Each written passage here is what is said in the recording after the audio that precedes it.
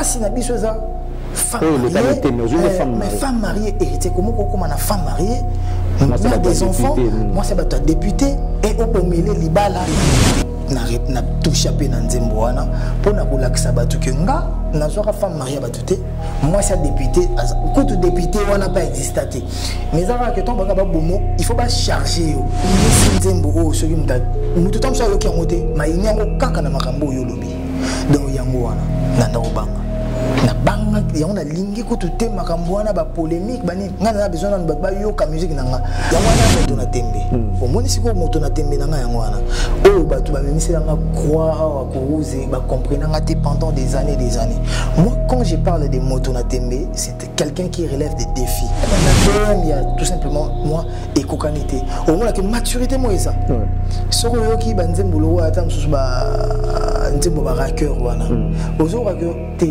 chanteur peut-être abomino ba note msusu ama o chanteur l'album on a nazo mbana batu donc mutazo la va wembanga facilement par rapport à banze monengi ba c'est d'amour on est ngana yemba fatika tala chant spectacle alors attends tu bina chorégraphie tu bina chorégraphie te que mutunanda ko koti pa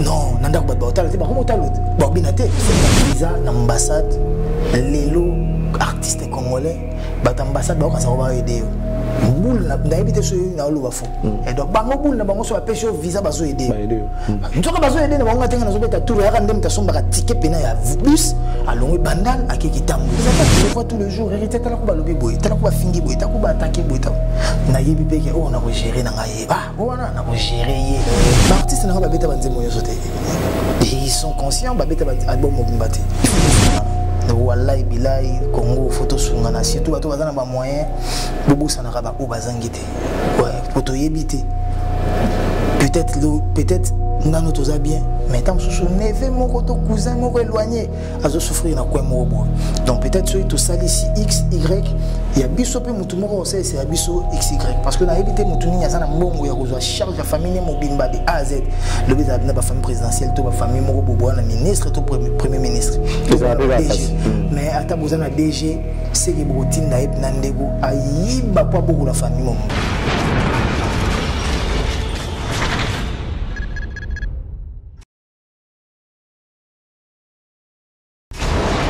Hela ma on a ekolo samo na voila roga missile na ningina loba bienvenue à ce nouveau numéro de l'émission Impression. Nous avons le plaisir de vous le présenter cet après-midi. Un bon week-end à vous tous qui nous suivez de partout, que vous soyez à l'intérieur comme à l'extérieur du pays. Nous vous disons merci pour le choix. On rappelle que votre choix est judicieux. Déjà, le fait de choisir la RTVS 1, c'est le choix de l'information, du divertissement et surtout une bonne détente. Nous profitons pour vous souhaiter une très bonne détente à travers cette émission. Installez-vous confortablement dans vos fauteuils parce que ça sera une émission exceptionnelle. Après un bon bout de temps, on va recevoir l'artiste qui a sorti son album. Comment ça s'intitule déjà? Ni ange, ni démon. C'est l'album de Héritier Watanabe qui est sorti en 2 volumes. Le premier volume est sorti déjà avant. Le deuxième vient déjà d'être disponible il y a peu. On va parler avec l'artiste autour de beaucoup de choses. L'album, particulièrement la chanson Désolé. Désolé, une chanson qui a suscité beaucoup de spéculations et polémiques. Alors, l'artiste va devoir répondre à nos questions, ce qui sont d'ailleurs vos préoccupations. Donc, dans cette émission, vous aurez droit de pouvoir vous informer et surtout de vous divertir. Restez avec nous. Vous allez donc retenir quelque chose de notre part. En attendant l'arrivée de l'artiste, mesdames et messieurs, nous vous convions de suivre avec nous cette très belle chanson tirée de l'album Ni ange, ni démon. Ça pourra vous aider de comprendre le travail que l'artiste a fait dans son album.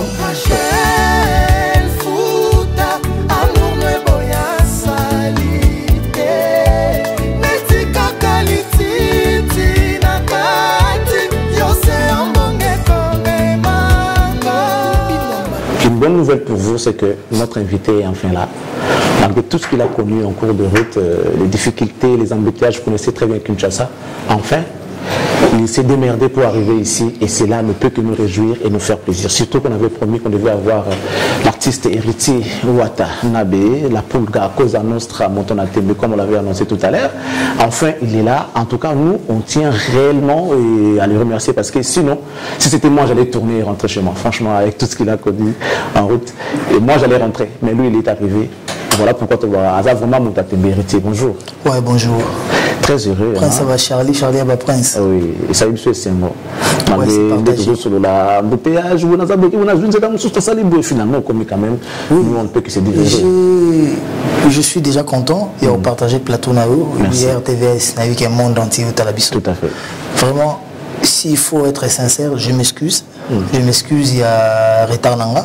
C'est justifié, nous on te voilà, comprend. parce que l'élo, au moins le 8 mars, est tombé en Kolwezi. Tout à fait. Donc on a rendez-vous avec maman Moro ya Changu. Ok. On a veuve ya Changu na orphelin. Et le jour il y a souka na kwa mona bango ezaki lelo. Ok. Donc programme na so ezaki midi 30. D'accord. Mais le temps na longwa Changu pour na kuma awa ndesali que on a retard vraiment je veux sincèrement m'excuser auprès de la sur la chaîne. Surtout les téléspectateurs. Et peut-être qu'il y a impatient, franchement. Donc, téléspectateurs, et pourquoi pas eux. Donc, voilà. C'est très gentil. Merci de nous honorer parce qu'on avait vraiment, depuis la semaine passée, on avait annoncé qu'on allait recevoir un artiste qui n'est pas moindre, et surtout quand il s'agit d'héritier Watanabe, tout le monde est mobilisé, basé à Rolobani, tout ça, et surtout que l'album est sur le marché. Mi-Ange, Mi-Démon, on avait déjà les premiers volumes, Mi-Ange, déjà, tout ça, vous qui bandit, bon, après Mi-Démon et Olanda Sima, c'est un même album, hein, il ne faut pas confondre. C'est le seul album qui a contenu 2 volumes. Volume 1 était déjà sorti, deuxième volume est venu après, et ça nous fait plaisir. On est en train de consommer cet album-là. Les gens commencent à découvrir des chansons. Comme tout à l'heure, vient de suivre la chanson qui a été dédiée à la chère épouse de M. Ted Tendai, une très belle chanson. Mais héritier, retour par rapport à l'album. Oui, bah, retour très positif, très positif, malgré Nazagité. Il faut dire que l'album est le 18 décembre. On a eu début mars. Donc on a salarié depuis novembre on a quinté. Bon, avant on a eu quinté vite fait, après on a zone des sous. Tout ces qui nasi ça, l'album nous suit bien. La lignalité n'a mis Mi-Ange. Na yekin après on a banda rose la mi des mots à partir à kin pour na qui les sous na bitananga na sala d'une pierre deux coups. Je suis le bon. Donc voilà. Et na vandaki na patienta qui pinza. Et tant on met des mots bini, donc après 4 jours je pense, la zone emballement qui donc là qui ça pour la promotion, et là toujours préparé un point de presse pour ça la format les grands journaux il y a TF1, il y a Canal Plus pardon, donc on a la boule moi émission Hello moi bon pour que ça ils a la et après ça on a la boule à présentation d'album. Présentation album Nabiso. Tous en a boule au salon entre Béatrice Hôtel, Tana, To Showbiz. Ouais, c'est non, c'est ceux qui gouvernement Bimi. Tant que ce couvre-feu au lever mesure au couvre-feu. On espère vraiment parce que net Biso les musiciens toujours souffrir danger. Comment s'en sortir? Bon, la société est quota donc la société nous soit l'état bon déjà quota à taper bon quotité l'état au foot à Bajan donc biso tout vivre à Mikolo na Mukolo donc ils ont moi passé qu'on s'en sortir dans Marambo. J'espère que le président Sofachi a autant la cannabis parce que on a un message naé à tant à présidence à UA et Union africaine qui est basé sur beaucoup plus sur la culture et je pense que dans ma cambo union surtout mon il y a bien azana no quinoa moi na Kenya solo azana no mikiliste moi na bela pe Paris solo donc ayi marambo et marambo bete il soloté donc ils aura bien beau en président morbo ayi pe réalité na bino azali qui na opposition donc na opposition déjà là qui na ba plan morbo il y a revendication pour na mambo culture pour na mambo politique pour na mambo militaire pour na mambo judiciaire social et voilà économique et etc. Donc je pense que le président Nabiso a eu pas si Nabiso. Il y a plusieurs fois d'artistes dans ma consultation. Les artistes, que ce soit musiciens, comédiens et autres, ils étaient représentativité qui a bien. Donc, au moment que je pense que couvre-feu, ils ont bien. Pour battre la norme, ils ont primordial, ils ont l'école musique. Paysan Namboka. Mais Bissopé to Koufa Penzalate, donc on a boulot. C'est équilibré. Ce qui couvre fait bimite et l'ongouete, donc tout ça là que concert un dimanche. Parce que imagine Bakbaouti Misala 16h 17h bazonga banda kuba kende kolamba ba préparer bana ti ba ko banda kuba bonga bazonga couvre feu donc moyen bobeta ndule donc seul moyen bobeta ndule esengeza la dimanche tant so bandi 16h ti 20h ici 20h ba lukandinga ozonga 21h ba komina ba parler pour ba kangana. Ce qui n'est pas facile également. Mais je sais que et vous allez souka na maman événement que ça soit Nassé à couvre-feu, que ce soit sans couvre-feu, parce que les événements, on est à $100, 150 $. VIP, ils à $100 pour la table, ils à la table à $1000. Et la place, on est à $50, la table à 50. Donc, on a boulé, on a boule, boule. Mais si vous voulez, on peut simba pour na bête musique, on a produire na disque. Ils aussi n'abna qui bana inande faut ba bêta. Donc, si moi tu es à l'accompagner dans son banaïna, tu vas au moins l'orchestre ou la musique va fanfare, violon, trompette, on a besoin de la musique. C'est pas une sorte de manque de respect pour tes artistes qui ont joué dans l'album par exemple. Non, c'est pas un manque de respect. Tu sais pourquoi? Excusez-moi, c'est la famille déjà. Artistes ils sont conscients, album Mogumbate. Il y a BM, il y a Rachel Fouta. Ils sont artistes dans le Mbabétango. Donc, ils ont un poto, un ingénieur, un gars qui cœur, cœur. Rachel Fouta, Rachel Fouta, Rachel Fouta. Amour ne boya salité, amour ne boya salité, amour ne boya salité. Non, ça va voir tout. La lutte n'a pas de donc vous comprenez que ceux qui misent là mon angofo ndeni po ezanze mbonga na beta kina yete nzembonga na beta kina timwata oh mais ouais avec tout le respect timwata ekotandama babeti mais il faut comprendre non qu'avant babeta nzembo utaka na. Il y en a combien par exemple? Nzembo mais respect nzembo utaka na programmation tomba ça la programmation ils ont artistes ou orchestre tomba ça la programmation c'est Lenny Bidin, c'est Alex Mboma, c'est Ben Killer, c'est Grace Lamba, c'est ils ont bangom ça la programmation tomba ça la programmation na bazo ça la musique tant chose nzembo susu babeti basse babeti contrebasse. Programmation, ça l'a mis déjà contre basse. Donc, basse, n'a pas à rater. Quand on va reproduire, on a concert. Ceux qui ont dit que basse, nous, on a CD. Tu as une plateforme de téléchargement. Alors, on a dit différent, mais c'est ça qui bouette. La CD n'a pas bouette. Au moins, tant que tu as la présentation d'album, il faut que basse, perdre. Et l'autre, il y a un CDT. Il y a un autre bang, il y a un autre bang. Donc ça c'est pas un manque de respect et un manque de respect pour un artiste nanga baza talentueux tellement babeti banzembo bele wani banzembo ba seed boy wana ya ba champion vol babeti ya banzembo lo presque l'album ya ba babeti mais en a quelques titres mais nzembo lo désolé orchestre nanga bazala surpris que ngana yemba nzembo désolé donc mutumo côté ayoka yango dona kindaka ngamoko na chauffeur nanga ko sala nzembo na désolé donc ngamoko na chufa. Mais ingénieur peut bêter la moutouli soloté.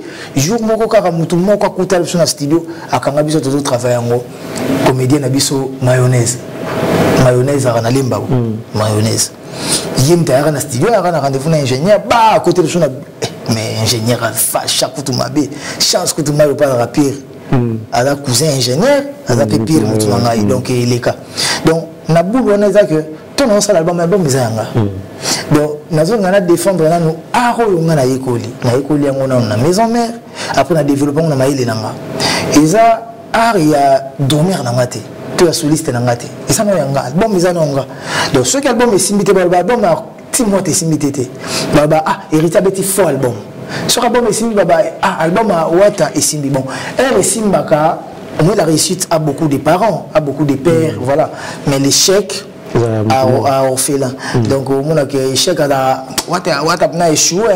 Donc voilà dans ce sens-là. Mais à la ligne où vont les choses, Wata, on a évité 2 ans, 10 ans, tout à 2 ans, 5 ans. On dirait l'Otika, en fait, d'une manière générale, l'Otika, la leader. Ça, la carrière, ça, la mobile, bien showcase, on dirait vous ne faites plus participer l'artiste, n'a besoin même de 5 ans. Mais évitez, à la ligne où vont les choses, comment voyez-vous la musique congolaise? Non, mais ce que je suis à donner, c'est le roi des forêts témoignages. Au moins, il y a un bandit, mon choix, je vais t'azaï, mon kona, sinawa, lise kwina nana maboko mayo.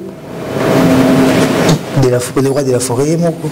Au moins, il y a un bandit, mon choix, je vais intervenir. Et ça va bon, autant les albums orchestre étaient, il faut les albums bon, ils ont gagné au miteka. Mais ils ont un album orchestre au banc, musicien. Ils ont mis en valeur, tout.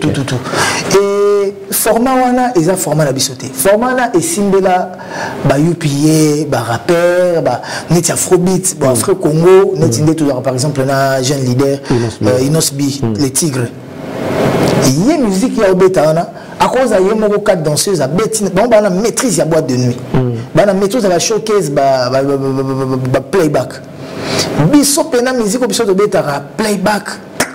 Remarquez les musiciens mingi congolais ou bêta playback la musique au biso à rumba ils a réussite vraiment formaté bato bazala mais bisoté mais la musique net yo pe pesa yo et la musique à boîte ba showcase playback et leka. Vous comprenez? Donc, difficulté à moi. Donc, ceux qui disent que nous sommes la format, on a que voyager à 4-5 personnes, nous les simbatés. Nous sommes que producteurs, quand on a bien ça, bisous de Togenda qui t'en sous 32 na Kolwezi. C'est pas facile, mais on n'a pas le choix. Mais si on a un concert normal, un concert à Liboso, Bandal Bomebini, on a une possibilité de faire des musiciens. Donc, contrat, il y a 20 personnes. Mais orchestre CG avec des 5 habitants, il faut 12 personnes, danseuses, contrat, il faut qu'il y ait la sécurité. Donc, on a une danseuse, la sécurité en charge pour nous tout. On s'allie plus d'une année à Poto. Tout le monde en a cas là. Mais prochainement, le concert Egoya, ils ont que papa, ils ont un sentiment, ils ont en forme, ils ont presté bien. Ils ont un groupe de 15 ou 20. Parce que le producteur peut comment qui m'a biso pour et comment moi préjudice peut côté Nabino parce que oui moi produire reproduire pendant mon ça il a dit qu'ils a pour un tel article beaucoup de ça là et comme il calculer quoi comme il calculer. Alors on va parler de cet album, un bel album d'ailleurs. Félicitations pour le travail accompli. Parce que lorsqu'on regarde l'album précédent Retirada, Ange Mi Démon, on sent qu'il y a vraiment une différence. Il y a vraiment une différence même sur le plan musique. Au moment on sent l'ascension de l'artiste par rapport à vision au travail. Oui, je le dis parce que j'ai un peu d'oreille.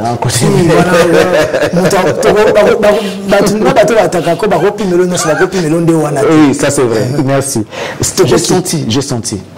Et c'est un penza sous territoire où on a noté, mais héritier à lundi, héritier à mercredi, bandé monté. De ce côté-là, bravo. Merci. Yangwana moto na tembe. Au moins si ko moto na tembe na yangwana. Oh ba tu ba mimi c'est la croire à causer, ba comprendre ngati pendant des années. Moi quand je parle de moto na tembe, c'est quelqu'un qui relève des défis. Moto ba défi. Donc héritier à lobby, mais héritier à lelo ba kokanate. Et non que nous en attendons pas Moutoumoro X to Y. La philosophie de Kazaki a bon côté. La philosophie de départ est déjà bon. Et ça déjà comme bon on taper ça dans le roi de la forêt banda tout le monde maison mère depuis cal. Les gens contre le roi de la forêt on a la période de Morobé. Non moi ça na les aranango, dans les aranango banda le ba nous t'aurais comme na sens na. Mais vrai sens du mot yango. Vrai sens à combo na wana, ya non wana, yango wana. Héritier à Retirada, mais héritier à tout simplement moi, Ange Mi Démon, Kokanité. BM y a Retirada, na BM y a tout simplement moi et Kokanité. Au moins la maturité, moi, ça. Ce qui est Nzembolo, attends, Nzembo raqueur, wana. Aux autres que t'es chanteur, peut-être. Abominable ba note msusu ma o chanteur l'album on a nazo mbana batu donc mutazo la va oyembanga facilement par rapport à banze mon yiba on est ngana yemba fatika tala chant spectacle Et alors, attends, tu as la chorégraphie. Tu as la chorégraphie, tu as la chorégraphie. Non, nanda ko ba otalo te ba ko motalo ba binate ba ko motalo mizana ba dance temps matela ozobina skona bato okokobina na bato na sens wana donc surtout ça là on va la démonstration même chose ça tout ça pour s'accompagner tout même mana public même chose ça qui va public le roi des forêts andor le basso longole longozongi sur raté ou raté donc bouger sur zongi pour rater déjà ma prise donc bang et ça là en effet passage chez voilà si mais alors bien dit maturité les termes qui conviennent c'est la maturité aux artistes sur le plan artistique mais on a remarqué que apparemment Héritier il est trop sûr de lui quand l'album sort en réalité on met des stratégies en place pour accompagner l'album Mi Ange Bimi c'était voulu bien ils avaient qu'à poser la mise des mots parce que raison on déjà fondé ma capacité parce que même dans distance on pouvait envoyer aux arquines bâtiment la mise des non ma complication c'est belle mambo belé ça fait c'est un faux signé ba protocole d'accord ba contrat mambo belé la poto oui kalizara biso na maison meroana orchestre beaucoup qui n'a pas le droit d'avoir bozongi vécri si banga tikal na poto tout en sauver moni production to vélo tikal na poto to ADT yankazo zelo romona mikili sikonga lelo nazanga moko nanya otika na mais visa ba kopesa nani ok visa lelo comment passer en plus même en covid ou la pesa visa te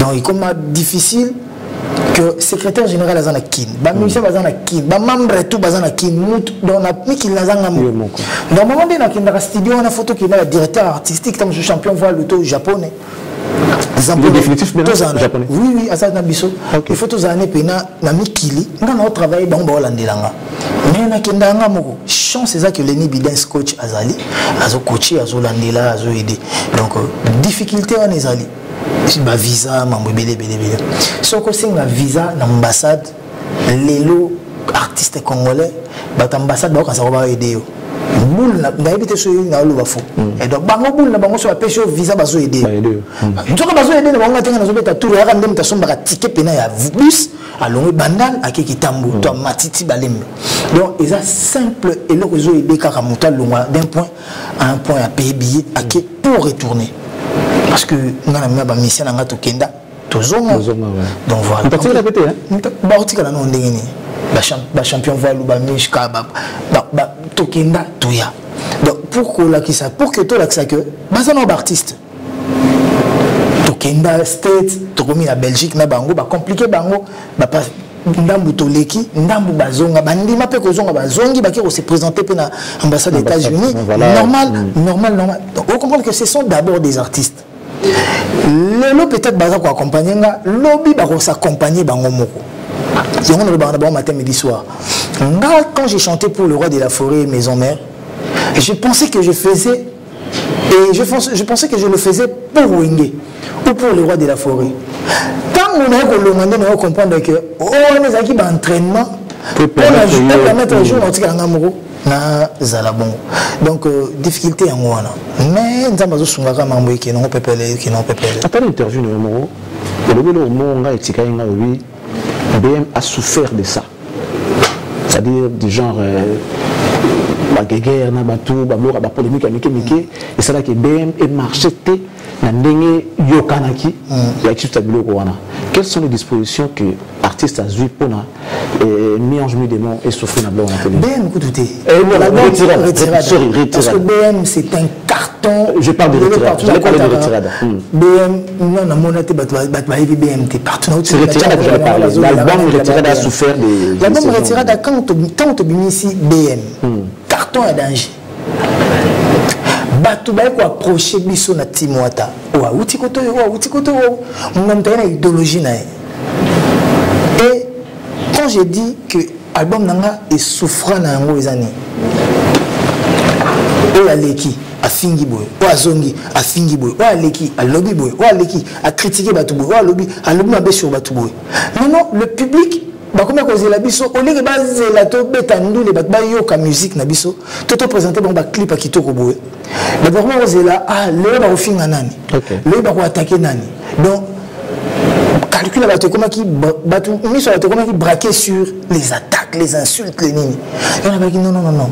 Cette fois-ci, l'outika. Il y a un moment où on album et bimaki, on a dit qu'il on appelle ça interdiction na batu tout ya ti mois ta ba le na télé té na été so ando mona ba moi ba comme ko le ka tango album e bimi déjà ba linga na ba désolé na nga na ba générique na nga ba le katé on a communiqué kaka na réseaux sociaux so na communication na tindeli bino bolobi ba vona na ba parler parce que de peur quoi nga la misinze monanga désolé on a humblement vis-à-vis na ba maman ko senga pardon ko s'excuser pour le mambo belé ya vinanga mais ce qu'on y a na plateau ba tout une question au répondre ma bé donc au initie nzembo o so kimta mutu tam sa yo ki ngote ma inyango kaka na makambo yo lobi donc yango wana na ndo banga na banga yango na lingi ko tout makambo wana ba polémique bani nga na besoin na ba yo ka musique nanga nga na za musicien passion na nga za musique métier na nga pe musique na na posa ba yo ka nga na juste titre la valeur nous salons na sali les restes les attaques je le vois tous les jours hérité tala ko ba lobi boy tala ko ba fingi boy tala ko ba attaquer boy tala na yebi peke on a gérer na nga ye on a gérer ye na zape na tamango mais pour le moment moi je vais d'abord vendre ma musique mon art babinga nga artiste babinga nga comme vous souhaitez et un artiste vend que de l'art. Mais lorsque les gens qui sont à côté des artistes soit ingérés ou insultent les autres bino ba to bozana bango boyo kaka. Oui, tout le monde. Qu'est-ce que vous faites? Eritrea a souffert de ça. Mais à cette époque-là, qu'est-ce que je voyais. Mais ça, par exemple, c'est le Moro. Charlie Prince, on a porte-parole là. Na qui na chaîne Moro ko lobama kamunayo. Na qui na fingi. Tant on a si finga yo bengi singa na parler Eritrea non vanda non. Comment ko finga intel. Na na téléphone na l'action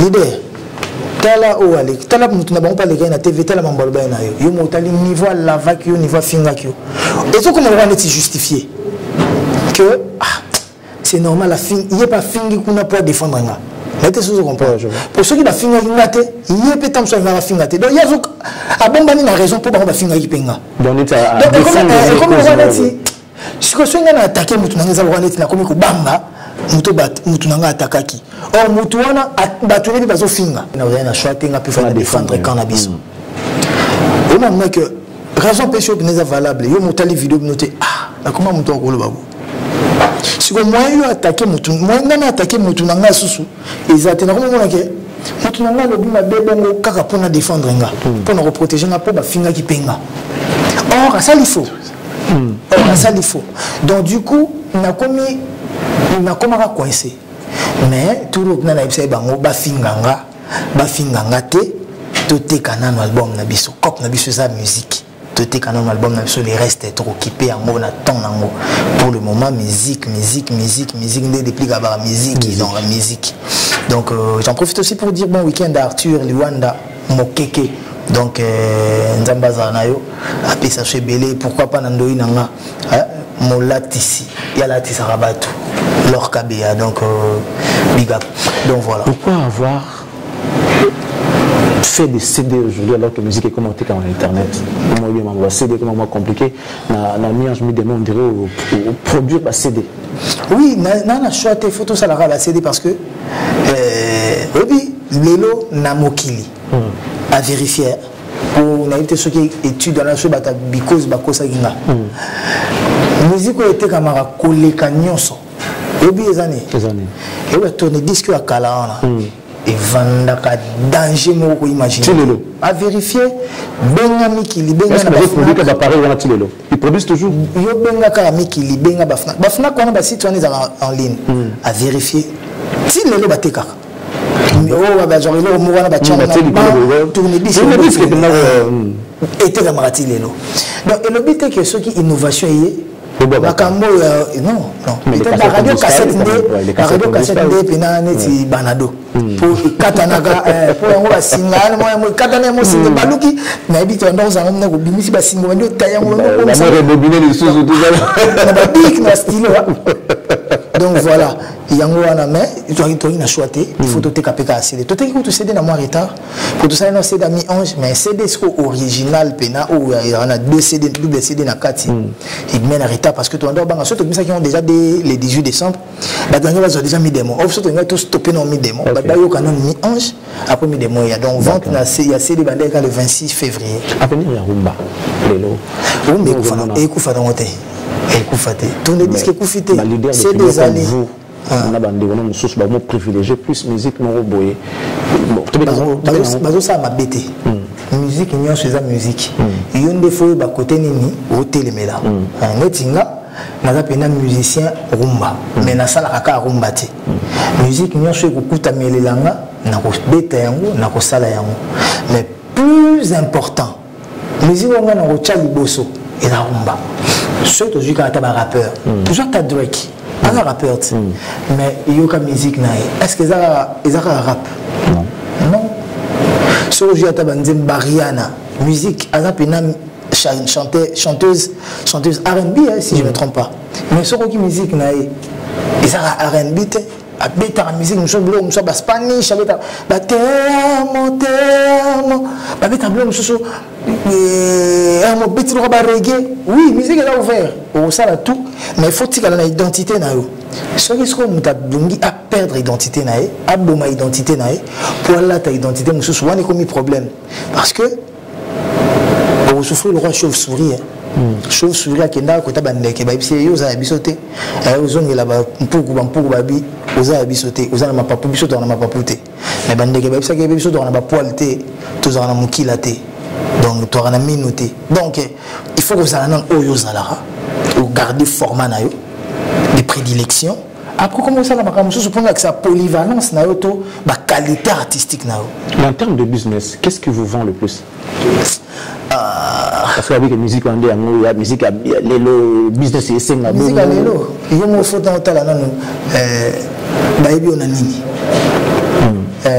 oui pesa yo oui comme ça oh comment on a des musique nini après ça n'empêche pas que muta savait on a la rencontre que muta sa musique mo ouverte que musique mo boyepé il y a ba musique à recherche mais oui ngana linga nango mais na banga ndeka ko tika identité vraiment pour ça la masse pour maintenant abété on a musique là je te vandeli bana wana ba eza ko na to kutani tam sous na ba ngana hero babi bon to bana ko yemba hero musique to nga to be ngana ngana ko beta wana eza musique hero maîtrise dans tout le sens sur la forme sur le fond Ngaperumba, et la musique on a maîtrisé.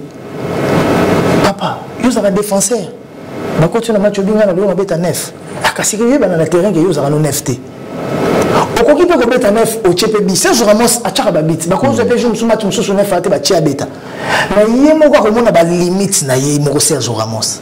Au quoi que ça pas limite na.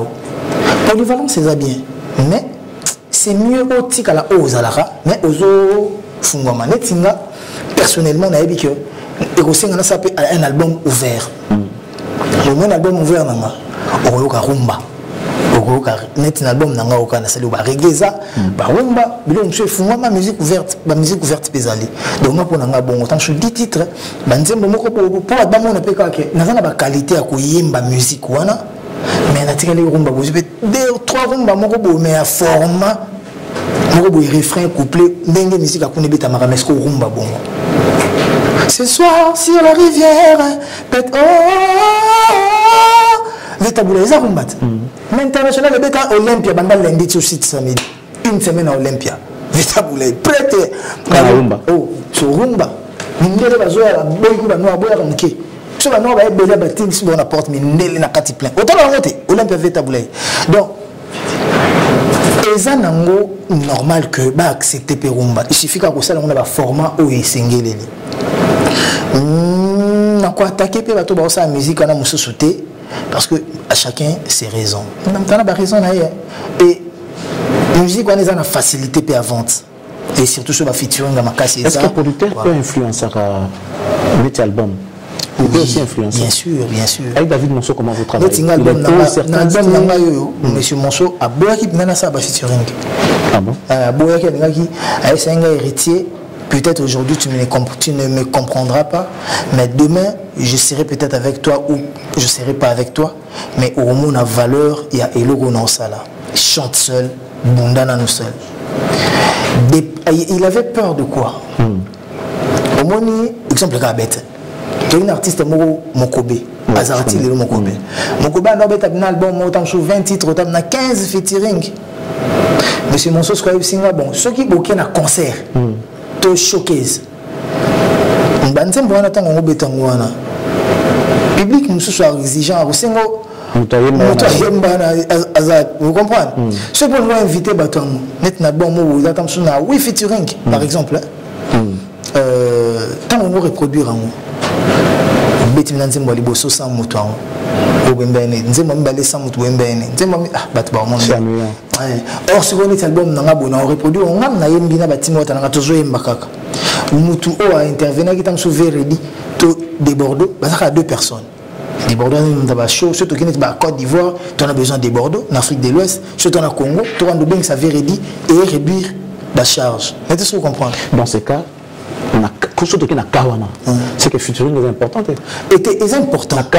Featuring est important, il faut qu'orienter parce que featuring ils ont aidé à vendre. Bon, on a sali plus featuring. Maintenant on a profité de la featuring. On a sali na Véredi, clip est bientôt, on a la musique na Rumba, des Bordeaux clip na Okende Abidjan. Maintenant on a sali featuring il y a France Téné Tikere banda ba ko si on a beau rapper au moins biso pe na Congo ya moizara et le salité comme ninga sali ongo sous-estimé ngo ongo banaliser ngo jour yo sala ngo komisa ngote bato ba sala ngo ba gagner beaucoup pe na featuring wana mais il faut ka ko ba ndenge ni ya ko sala ngo plus c'est les belé plus c'est ça ko étouffer yo moko pour featuring za nini yo yena mukili moko bato na ba yena mukili moko mais ce que tu featuring les autres featuring ngo to sala ngo to ko kipo sala ngo mais na ba radio na ba ngo visibilité za te na ba télé na ba ngo visibilité za te bon tala na te fin ota oyembe na mutu wana nzembo ne lekaka na énergie so na yembi moko to na batu na bango moko mais yo yembi na nzembo no na énergie zo lekaka nate so comprendre mais oyembi na mutu o aza na succès ko lekaka so mutu ato tekaka vous comprenez que bazana ba kota na bango basala déjà na ba François na bana mandenge na bango basala makambo ezaka ndena kina wande to kutana na batu mo bazaba ndenge moko kundimate ke DJ na boîte de nuit azo préféré abeta d'étrangers koleka ba congolais mais na Liban des arrêtés jamais en Afrique du Sud ba kobeta ba congolais koleka ba sud-africain jamais donc en Afrique du Sud jamais ba kobeta ba nigérien au moins nigérien public nini public on a boîte le public consomme champagne na bina lingi musique public consomme champagne ridi lumbe public consomme champagne tête tenda public consomme champagne na bed achour lukela nga moto yo ba somba champagne ya koleka o na otanga komboti ba Cédric de Tokyo ba somba champagne na batu na bisot bango ba bandule ba papa chéri ba bandule ba de la forêt ba bandule na biso public nini ozolo bana ba somba champagne public somba champagne ba jeune à process ba banquier ba jeune banquier so bazali ba jeune député baza so moni ba Dominique Foncier ba Henri Bekabaidi ba Joël Tamouk public ngo rinyaka na gombe ngwana mais public ngo hoto boka na album na biso donc on explique là que Ridi Lumbake na boîte abonga beta ndombolo musique ndombolo abonga beta ntima papa chéri abalo ngolango non Ridi Lumbake na boîte azamu ko boîte il n'impose pas il écoute votre musique lui il vient fêter à sombi champagne bino beta musique mais DJ il faut ba nini ko orienter ndule parce que Wiziki Darubeng ça n'est DJ wanate Wiziki Davido azana tina DJ wanate jour DJ na azana matanga osenga ngam na matanga ba DJ Marula ngam na okene matanga ba DJ Abdul to DJ la biso virus to ba DJ ba se belé wana bande ko na biso tout wana chacun a un problème biso to okende mais so bazana boîte mazo beta musique nzembo no beta tamsu moko na soirée to de mais Davido ba beti répertoire ne mobima na Davido tamsu dans la ligne alingi tant souvent dans la boule côté bobete na komo ah boule te donc nous on a commencé à marambu danger te tant bazo rêver la show remonter ça semble mais na show ba sebe nezalit bo ba sebe nezate so lingi na ba binate ba sebe nezate banda kotal ah papa ba générique beta ma ba ndenge tout kende na mikili telo mwaka na ba DJ na so abike musique na so ya demander te pour na bana mo ba bourgeois ba zo senga musique mo côté internet tala ba mariage na mikili so ba tiba Pentagone so ba tiba loi otala ndenge bana poto ba kolo français bana ba congolais ba bota makuna na bana msusu au niveau ba binaka ba générique wana ba kibwisa mpimpa tu croiras pas. On n'aura pas suffisamment de temps pour parler avec Héritier, il y a tellement à dire. Mais ouais, je suis dispo, je peux revenir. Ouais, en tout cas, ça me fera vraiment plaisir. Et surtout, comme toujours, Héritier, avant la sortie de l'album, il y a toujours une qui vient annoncer les couleurs de l'album. On l'a vu avec Retirade d'Abem était sorti avant, les gens à KIBM, c'était bien. Aujourd'hui, on a vu avec la chanson Désolé qui a annoncé l'album Mélange mes démons, on aime bien. Mais la chanson dit Désolé. Désolé, l'artiste regrette ce qui s'est passé par rapport à la chanson et tout. Mais les paroles qui commencent la chanson, Héritier, ouais, on l'a eu. Trace a suspendu ses diffusions. Oui. David Monceau a résilié les contrats. Oui. Janine Diabou l'a désavoué. Oui. Et pourquoi? Parce que quand on le fait, et Bimaka, ton premier Zalara, ton Akangamara, c'est ce qui circulait sur Internet. Qui est tracé Rolexa et sous musique n'était, B-Black pareil, David Monceau a résilié le contrat. À moins que Yosa dans le monde, au moins on a tout. Moi, quand je fais une chanson, je relate tout. Non, je me ramène sur ma feignon sur les acquis à Mineni. Les acquis dans les solos, les acquis qui frappent Pena. Aux en la cap. Aux en détention, aux en la garde à vue, aux autres qui ont tracé l'exception de l'eau. Combien on a des journaux, et ça sur Internet, c'est dans la routine de l'homme. Prochainement, tant on a tout ça, l'émission, dans la routine de l'eau déjà aux ans, au monde a bateau, au monde a bâti la polémique, mais comment on donc, si on attend dans ça, l'anzembo, on s'est référé dans ma réunion. Je ne vois pas seulement la forme que prend l'événement ou la chanson, mais je vois aussi le fond. Makambo, il y a kati. Parce que vous savez, tout ça, il y a une cause lointaine, il y a une cause immédiate. Cause où ça dit que Makambo est ça là. Mais ça, c'est cause où nous avons déjà tête, nous avons un problème, bon, tout s'occuper, tout profiter de chaos. Donc, il y a un relaté dans Zembo. Et il y a un boule là. Bah, tout le monde va critiquer comment au bandit clip, il y a un Zembo, mais aux autres, pardon, désolé, mais aux autres, fumer nos cigares, aux autres, nos whisky, aux autres, c'est vraiment regrettable. Quand un Congolais veut critiquer, il critique sans réfléchir. Azana pour ça kaka finga critiquer. N'est-ce pas que avant ngai vidéo na ebima nazaki na ngire. N'est-ce pas qu'avant da kanganga nazaki vivre vie nanga normal. L'histoire du clip ezani. Héritier nazaki n'est normal, azo vivre na ba massa bazo beta bani, bazo mela, bazo fumer. Nzoka likambo salamaki ya yebinete. Comme ça, nous avons mis la pazoya, koya, kolia, wata yebite. Na cause entendre bete na zalaja mawana, nous n'avons pas kambuté. Les kambo salama qui bimi, batumso ba yebi déjà. Ngana zana baya toujours fêté. Total mbila koti, mbila ko bakanga. Tant mbila ko bakanga, pasi nanga et bandeli wana. Donc on a un clip to bandango bongo. Une vie normale, paisible, fructueuse, et après bamoro chamboulement et basculer. Pas bandi, coller les bandits, milelo, ti. Mais est-ce que c'était important que tu mentionnes encore Naomi dans cette chanson? Soit disant Naomi, mère de 3 enfants, femme de 10 Voilà. La personne qui m'a demandé de faire cette chanson, qui m'a conseillé de faire cette chanson, qui a aussi donné quelques paroles du texte, Aïb Salanga héritier, Oyo et Komelio. Et comme il a rabattu et belé pour après on a battu va tomber dans le piège on a sous si le réseau salama kaka et ça fait mon naturel pour réseaux sociaux il y a mamboé snap il y a erreur et salama mais eloko nga personnellement na yini la que héritier et ça parce que ba ben nga yo au 8 mois si à battu donc pas si na biso ça femme mariée héritier comment na femme mariée moi c'est des enfants moi c'est ba député et au premier libala lelo vous comprenez. Ndé yango na touché pe na nzembo wana pona ko lakisa batu ke nga na zoka femme mariée batute moi c'est député ko tout député wana pas existaté mais avant que ton baka bomo il faut pas charger yo obana basala ba note vocale mo bana mwasi mo razole là libala ne baby héritier baby libala nanga donc pourquoi kabatu on a déjà un problème mais bazo nga ba bomo lisusu de plus en plus donc yango moni na nzembo na mentiona makambutu wana parce que c'est défendre défendre les pardons ont été acceptés. Par exemple, je connais beaucoup de gens qui ont dit non, c'était bien, en tout cas, héritier, ce qu'il a fait, c'est beau, mais après, il se pose quand même des questions par rapport aux certaines paroles qui étaient dans cette chanson. Par exemple, Tanzoloba, que ba réussite na yo, on est les gars na place, mais ba échec na yo, les ba bimusarango, ba ça les fort, ba fata ba méga, kapwa sambusa. Voilà. Que le pire petit la vie naé a comme un ennemi. Erreur ici à batu yangoana. Tant on a joué manzembo, tozo lobapé, tozo pe sapé na ba conseil, tozo lobapé na ba fait naturel. Nabi ba mérite pe ba bien fait à moto. Et non héritier. Manzembo, nazo de l'héritier, mais nazo lobapé vie normale ya batu. OK. Ba mérite pe ba bien fait à bateau. Na galerie na bango et ça va rapidement effacer. Ba échec pe ba erreur ya moto. Ba défi la moto ba méga pourquoi ba détruire moto. Et la réalité, c'est une réalité que nous avons dit que t'es bon le barapé ma bola mouya ba Charlie Prince. Bota la rateka que Charlie Prince a taraki wata na nini.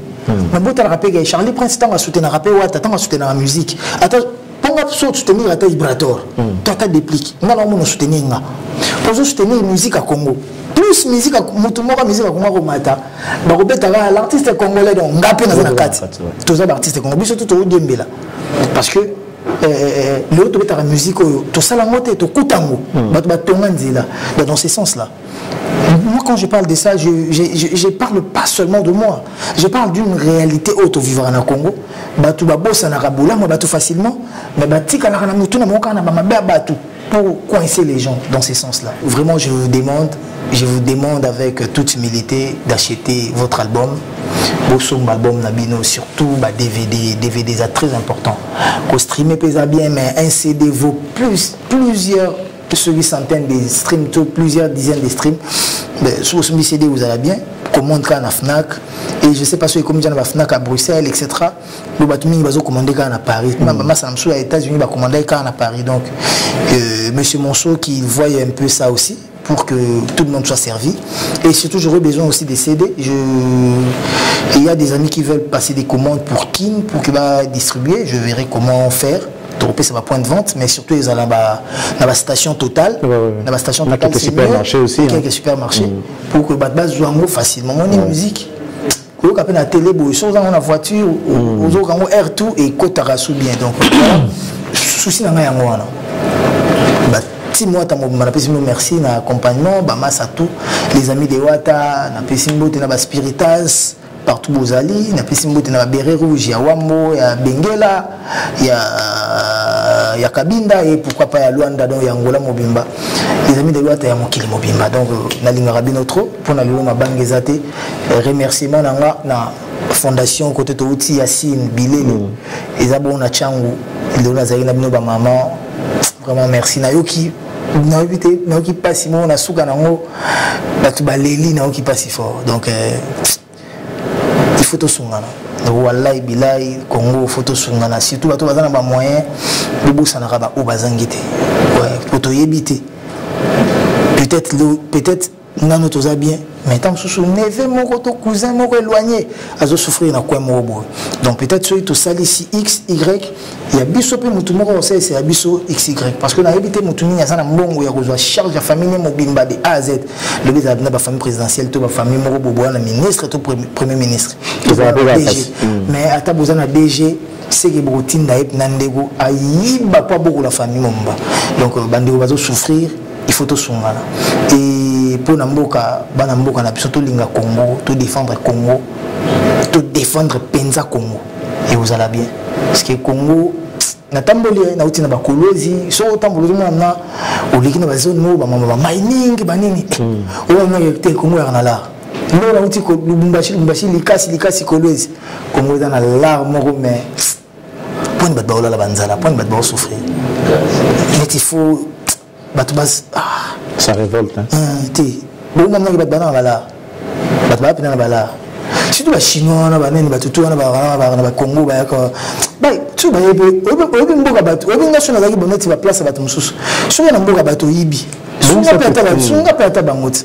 on voit ça dans Angola.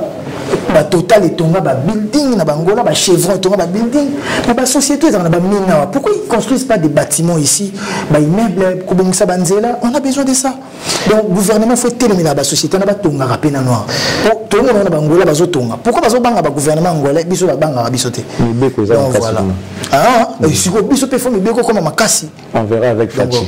Voilà, mais tout le béton, le béton, la masolo,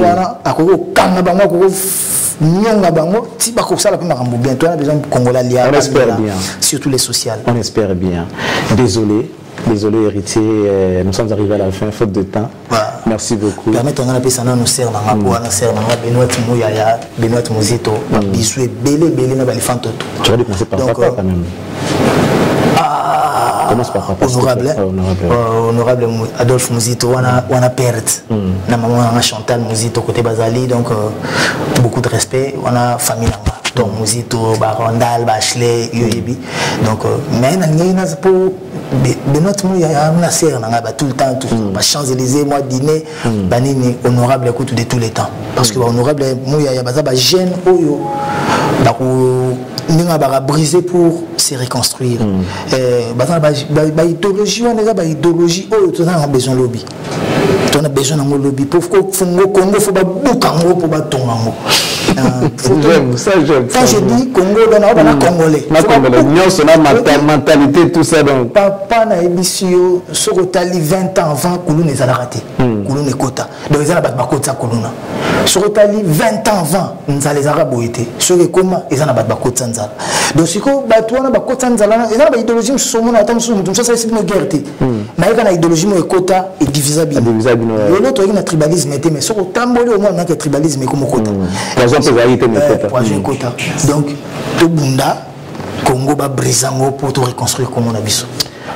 Malheureusement, nous sommes arrivés à la fin. Nous vous disons tous merci, mesdames, messieurs. Vous qui nous avez suivis. Vous avez suivi.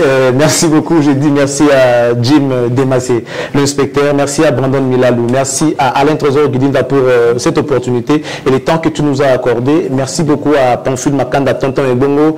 Merci Cédric Kinkela, Steve Massachi, Christian Digital Vubu, Brandon Milalou, qui s'est... il est venu en retard.